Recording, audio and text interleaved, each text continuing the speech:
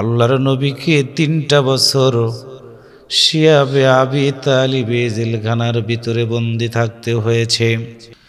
আল্লাহর নবী পৃথিবীতে আসার পর মানুষগুলোকে সুন্দর করে কথা বলে ডাক দিয়েছেন, তোমরা ভালো পথে ফিরে আসো, ভালো কাজগুলো তোমরা করতে থাকো।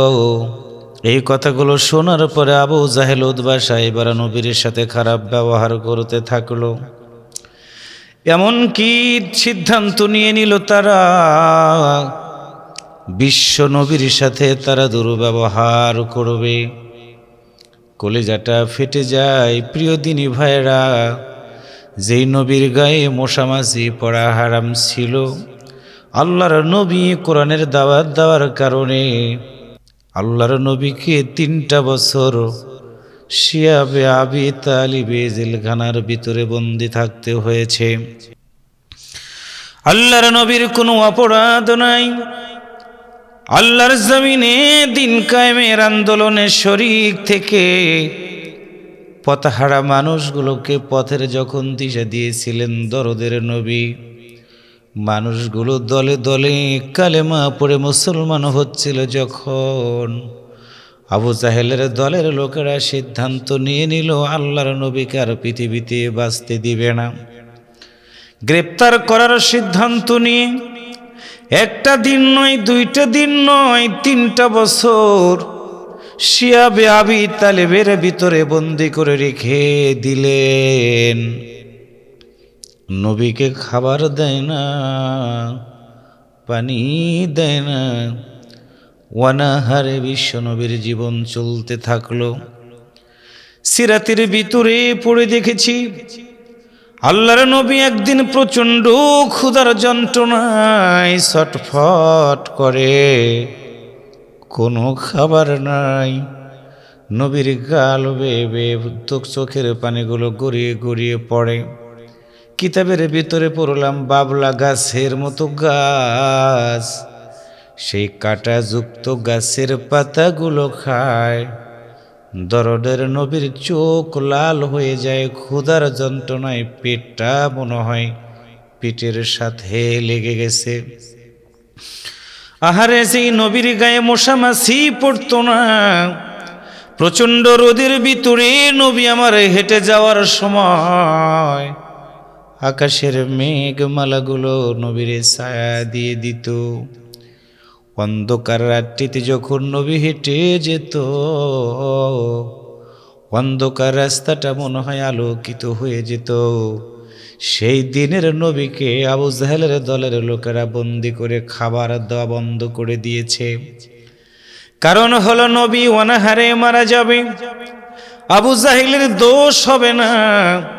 চতুর্দিকে রসুলকে মারার ষড়যন্ত্র নিয়ে নিল তারা। নবীর পেট মনে হয় পেটের সাথে লেগে গেছে। সাহাবারা এসে নবীর কাছে বলে, ইয়া রাসূলুল্লাহ সাল্লাল্লাহু আলাইহি ওয়াসাল্লাম, ক্ষুধার যন্ত্রণা আর সইতে পারি না। আল্লাহ রসুল বললেন, সাহাবীরা রে, আমি নবীরও কষ্ট হয়, ক্ষুধার যন্ত্রণা আর সইতে পারি না। ডান দিকে নবীর সাহাবা, বাম দিকে নবীর সাহাবারা আল্লাহ নবীর চেহারার দিকে তাকায় থাকে।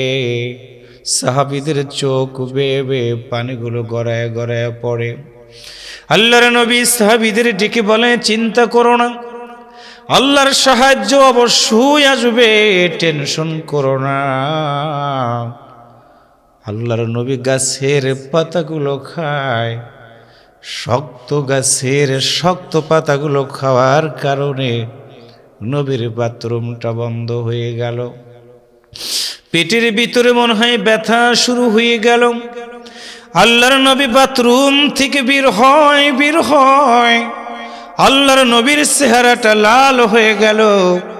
সাহাবারা ডাক দিয়ে বলে, ইয়া রাসূলুল্লাহ সাল্লাল্লাহু আলাইহি ওয়াসাল্লাম, হুজুর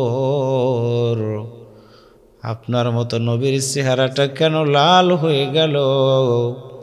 নবী আমার ডাক দিয়ে বলে, সাহাবারা রে, তোমাদের জানায়া দিয়ে দিলাম, বাবলা গাছের কাঁটাযুক্ত পাতা খাওয়ার কারণে আমি নবীর পায়খানাটা ছাগলের পায়খানার মতো শক্ত হয়ে গেছে।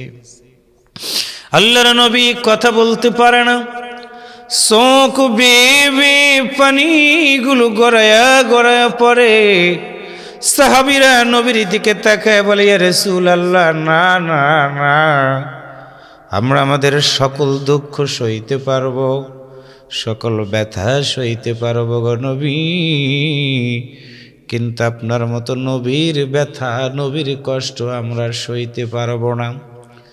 সম্মানিত দিনী ভাইয়েরা, আল্লাহর নবীর কোনো শত্রু ছিল না। 40 বছর পর্যন্ত যেই নবীর কোনো শত্রু ছিল না, শত্রু হয়ে গেল তখন।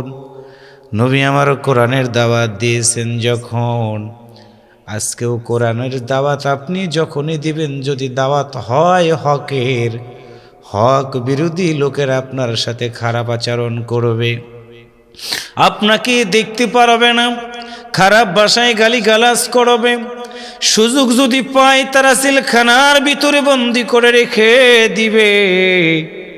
নতুন আইন তৈরি করে, আইন পরিবর্তন করে যদি সম্ভব হয় কোরআনওয়ালাদেরকে ফাঁসির দড়ি গলায় ঝুলায় দিয়ে দিবে।